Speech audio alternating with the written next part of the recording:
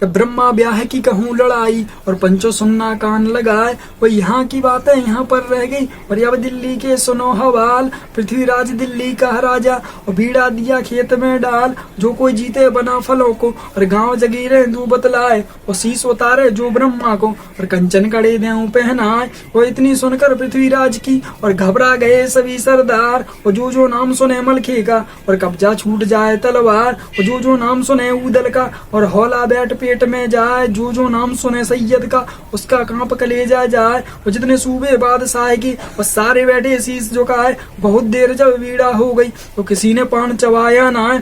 पड़ी न हिम्मत किसी सूबे की जो खेतों का पान चबाए। और यह कर देखी जब जो दो की कहने लगा पिथौरा राय। और खाका टुकड़े गढ़ दिल्ली के और सूबे हो गए नमक हराम।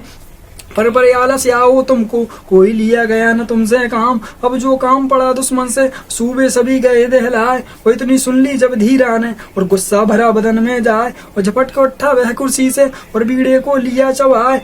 और तब मूंछों पर जब ताओ फेरा धीर सिंह ने कहा सुनाए। और मत घबराओ दिल्ली वाले और तुमको कौन पड़ी परवाह। और जितने चढ़ के आए मोहबे से शोभन एक घाव ना जाए। और जात बना फर के मूड़े पर और देखो धीरा की तलवार। फिर ललकारा है पीलमान को और हाथी सजा करो तैयार। और हुक्म सुनाया धीर सिंह ने और सारे अफसर ले बुलाए। हिम्मत बांधी धीर सिंह ने और पानी चढ़ो चौड़िया राय।